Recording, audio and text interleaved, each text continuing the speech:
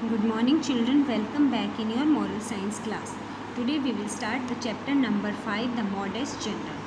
A long time ago, many people left their homes in Europe to settle in the newly discovered continent of America. बहुत साल पहले लोगों ने अपने घर छोड़े और नया कॉन्टिनेंट जो अमेरिका बना था उसमें शिफ्ट होने के लिए चले गए. It is a long distance away from Europe. वो लोग कहाँ से छोड़े थे? यूरोप से, और अमेरिका में रहने के लिए जा रहे थे. It is a long distance away from Europe across the vast Atlantic Ocean. और बीच में वास्ट मतलब बहुत बड़ा एटलांटिक ओशन था. Okay, America was then a British colony. उस समय जो अमेरिका था वो ब्रिटिश कॉलोनी थी, मतलब वहाँ ब्रिटिशर्स का रूल था. समझ गए? But the British rulers were not kind. पर जो वहाँ के ब्रिटिश रूलर, क्योंकि वहाँ पे ब्रिटिश लोग राज करते थे अमेरिका में, लेकिन वो लोग काइंड नहीं थे, अच्छे नहीं था. To the colonist. कॉलोनिस्ट कौन होता है? जो नए शहर में आके बसते हैं, यानी नई जगह में आके जो लोग बसते हैं उनको हम कहते हैं colonists. So the colonists decided to break away from Britain.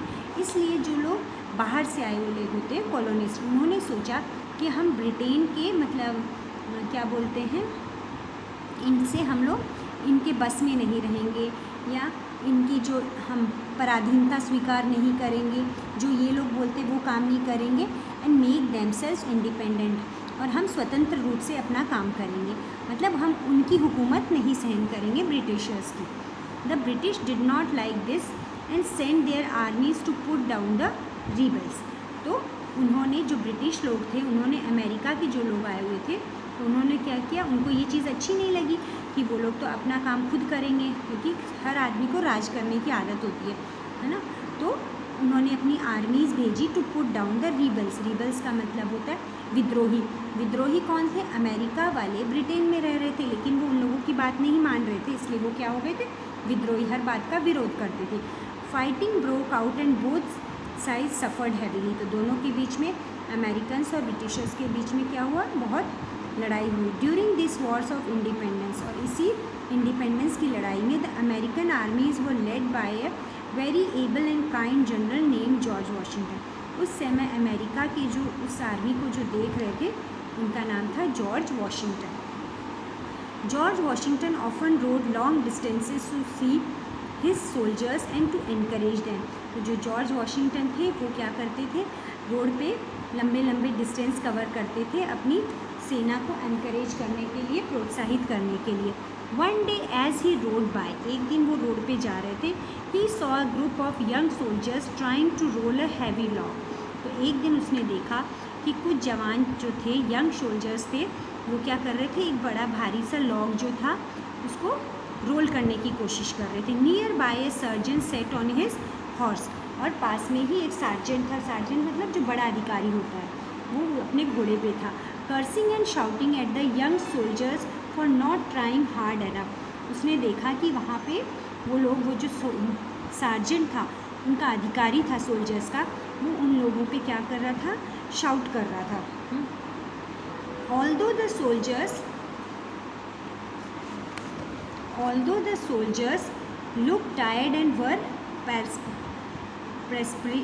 perspiring, और जो although the soldiers looked tired and were perspiring, the sergeant did not nothing to help them. अब जो उनके जो सोल्जर्स थे वो थक चुके थे, है ना, फिर भी जो उनका सार्जेंट था वो कुछ भी नहीं कर रहा था, मतलब वो उनकी हेल्प नहीं कर रहा था. ओके, फिर क्या होता है? When Washington saw.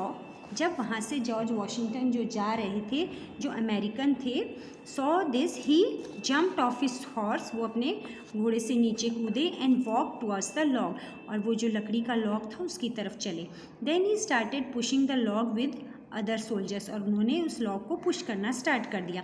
With his help the log was rolled and the work was completed. उनकी हेल्प से क्या हुआ? उनका जो काम था वो कंप्लीट हो गया. They all thank Washington for his help. Washington quietly saw this. He jumped off his horse. The sergeant was watching all this still sitting on his horse. ये सब काम जो था वो सार्जेंट देख रहा था कि कैसे एक आदमी आके उनकी हेल्प कर रहा है. He was glad that the log at last had been rolled. लेकिन वो खुश था कि वो जो लॉग था वो at last रोल हो गया. So he called out and said, "Hey you." उसने, सार्जेंट ने उसको बुलाया और बोला, "Hey listen, at least tell us who you are. I like the way you help. तो उसने कहा तुम कौन हो, मुझे अच्छा लगा कि तुमने जिस तरीके से हेल्प की। Washington turned around looking at the lazy and proud sergeant coldly. तो जो वॉशिंगटन था उसने क्या देखा, पीछे मुड़े और लेज़ी जो प्राउड सार्जेंट था उसकी तरफ देखा। देन ही सेड कामली, और फिर उन्होंने शांतिपूर्वक तरीके से बोला, sir I am your general George Washington, if you need help again send for me. तो कहता है मैं आपका जनरल हूँ, जॉर्ज वॉशिंगटन मेरा नाम है। If you need help again send for me, अगर आपको दोबारा कोई हेल्प चाहिए तो मेरी आप हेल्प ले सकते हैं। The sergeant froze with fear, अब जो सार्जेंट था वो डर गया, क्योंकि क्या हुआ, क्योंकि वो तो उसके अधिकारी थे। The young soldiers jump to attention and stood trembling, trembling मतलब डरना। द यंग सोल्जर्स जो थे वो भी एकदम अटेंशन की पोजीशन में आ गए। But Washington smiled at them, लेकिन जो वॉशिंगटन थे वो उनकी तरफ मुस्कुराए। Then he cast another cold glance at the sergeant and sat on his horse, फिर उन्होंने सार्जेंट को देखा और अपने घोड़े पे फिर से बैठ गए। He rode away as quietly as he had come, और वो चुपचाप जैसे आए थे वैसे चले गए। The sergeant had learned a lesson, अब जो सार्जेंट था उन्होंने एक लेसन लर्न किया, which he never forgot as long as he live, और उनको एक सबक मिला जो जब तक वो ज़िंदा रहे तब तक उसको वो हमेशा याद रहा। Okay, now think and answer. Where did the people of Europe decided to settle down, तो यूरोप के लोगों ने कहाँ सेटल होने के लिए decided, the people of Europe decided to settle in the newly discovered continent of America, discovered continent of America. Okay, this is your first answer. Second one, who was George Washington, George Washington कौन थे? George Washington was a kind general. Okay, you have to write only this. George Washington was a kind general. Kind general. What kind of a person was the sergeant? अब आपने इस पूरी story के according आप क्या बता सकते हो कि the sergeant was a rude person and proud person. Okay, बहुत घमंडी के। Why in your thinking did Washington not disclose his identity until last? आपको क्या लगता है कि वॉशिंगटन ने अपने बारे में नहीं बताया जब तक उनसे पूछा नहीं गया? क्यों नहीं बताया? क्योंकि वो एक काइंड पर्सन थे, और काइंड लोग कभी भी अपनी खुद की तारीफ़ नहीं करते, और अगर वो अपने बारे में बता देते तो हो सकता है जो सार्जेंट था वो क्या हो जाता और सतर्क हो जाता, और फिर वो सार्जेंट के बारे में जनरल को पता नहीं चलता कि वो किस तरह का पर्सन है। Read and understand. The phrase human dignity refers both to self-respect and to the respect for the other human beings. तो जो dignity है, human dignity, उसका मतलब होता है self respect and to the respect for the other human beings. अपना भी स्वाभिमान और दूसरों के लिए भी दूसरों के लिए भी respect. The principle of human dignity is one of the core principles for the doctrine of humanity. तो जो डिग्निटी का है वो क्या है? One of the core principles for, हमेशा मानवता की तरफ बढ़ने का, दूसरों की भी रिस्पेक्ट करो और अपने भी सेल्फ रिस्पेक्ट को मत खराब होने दो। तो ये क्या है? एक ह्यूमन डिग्निटी का प्रिंसिपल है। Also it is the fundamental concept from which all human rights derive, और इसी से सारे ह्यूमन राइट्स जो होते हैं, ह्यूमन राइट्स क्या होते हैं?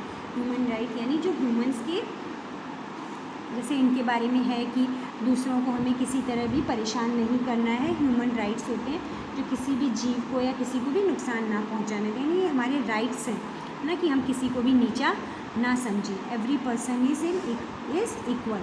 It is also the basis for social order, और ये सोशल ऑर्डर का बेसिस भी है।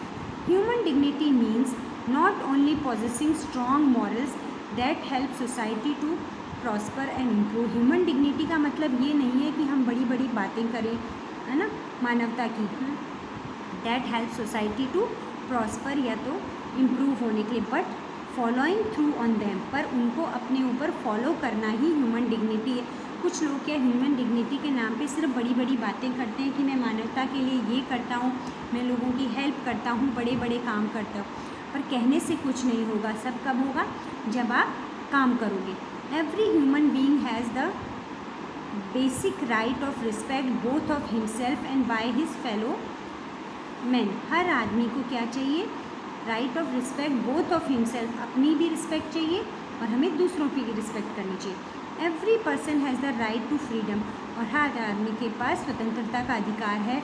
And to express his moral belief through words, और वो अपनी बात को क्या कर सकता है, लोगों के सामने प्रकट कर सकता है, अपनी बात दूसरों को बता सकता है। एंड एक्शंस, और कोई भी अपनी मर्ज़ी से काम कर सकता है। ये सब क्या उसके अधिकार हैं। That will help him grow, जिससे उसका क्या होगा, ग्रो होगा, उसकी प्रगति होगी। And he uses his talents to help other, और जब वो अपनी स्वतंत्रता का अधिकार का इस्तेमाल कर सकता है, जब वो बोल सकता है, अपनी मर्ज़ी से कोई काम कर सकता है, तब क्या करता है, वो दूसरों को हेल्प कर सकता है। अगर उसको कोई करने ही नहीं देगा तो वो कैसे करेगा। People have the right to be free of fear, और लोगों को किसी से भी डरना नहीं चाहिए। They have the right to find peace in the understanding and acceptance of who they are, but only to extend the इसको थोड़े छोटे में बताते हैं। They have the right to find peace, और उन सबको शांति प्राप्त करने का अधिकार है। इन अंडरस्टैंडिंग एंड एक्सेप्टेंस, दूसरों को समझने में, एक्सेप्ट करने में कि वो कौन है, दूसरों को समझने में और अपने आप को एक्सेप्ट करने में कि who they are, but only to the extend their rights, पर अपने जितने भी अधिकार हैं उनसे बाहर नहीं जाना है। Do not intrude on the rights and belief of others, यानी हमारे पास स्वतंत्रता का अधिकार है, बोलने का अधिकार है, तो ये सब अधिकार ही हमें क्या बनाते हैं, ज़्यादा काम करने के लिए प्रेरित करते हैं। Each persons rights and where the dignity of other began, सब ईच पर्सनस राइट्स एंड, सब लोगों के राइट्स अधिकार वहाँ ख़त्म होते हैं जहाँ दूसरों के स्टार्ट होते हैं ना। डिग्निटी, तो डिग्निटी का मतलब होता है सेल्फ रिस्पेक्ट, है ना, अपने लिए भी और दूसरों के लिए भी। Human dignity involves respect, human dignity क्या इन्वॉल्व करती है, respect and compromise among the different people, और लोगों के साथ भी वही काम करना है जो आप अपने लिए चाहते हो, जो चीज़ आप अपने लिए चाहते हो वही दूसरों के लिए। ओके, ऐसे नहीं कि अगर आप अपने लिए अच्छा चाहते हो लेकिन आप दूसरों के लिए ख़राब करो। इसलिए जैसा आप अपने लिए सोचते हो वैसा ही आप दूसरों के साथ बिहेव करो। People come from different families, अलग अलग लोग अलग अलग फैमिलीज से, अलग कंट्रीज से, different religions, different political system और डिफरेंट रेसेस से आते हैं। Their beliefs make up different system of moral, और सबका जो रहन सहन है उनके अलग अलग मॉरल्स बनाता है, क्योंकि सबका बैकग्राउंड अलग होता है।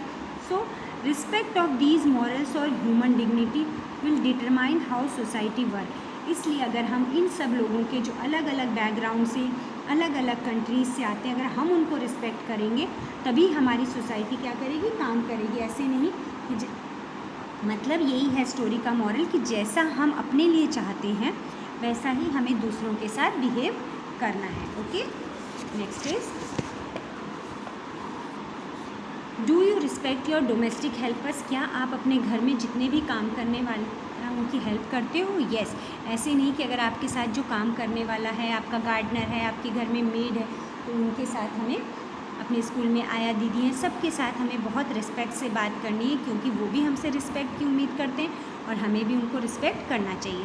The ways of talking you like to talk with others, do others like it, क्या आपको लगता है जिस तरह आप लोगों से बात करते हैं लोगों को पसंद है, ये तो आप ही बता सकते हो।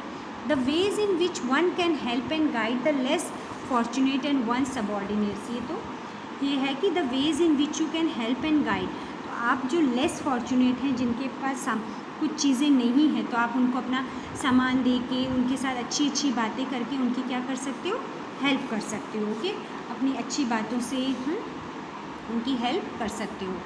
Now there are some true false based on the lesson. America कैसा था, was a British colony, BRITISH, British colony. Dash rulers were not kind to the colonies, और जो वहाँ के रूलर्स थे ब्रिटिश, वो हम लोगों के लिए, जो बाहर से आए थे उनके लिए क्या थे, अमेरिकन्स के लिए क्या थे, not kind. The sergeant froze with, अब जो सार्जेंट था वो गलत तरह से व्यवहार कर रहा था, इसलिए जैसे ही उसने जॉर्ज वॉशिंगटन को देखा, he froze with fear. The young soldiers jumped to attention position, जैसे ही उन्होंने देखा कि जॉर्ज वॉशिंगटन है, सब वो अटेंशन पोजीशन में आ गए। Okay, America was a newly discovered continent, तो इसका आंसर क्या है, ट्रू, वो नया ही था। Both side suffer heavily during the war, yes, क्योंकि जब भी लड़ाई होती दोनों तरफ को भुगतान करना पड़ता है। Next, sergeant was a kind man, no he was a very rude person. Washington cast another cold glance at the sergeant, true. So students, this lesson is complete. Okay, thank you. Stay home and stay safe.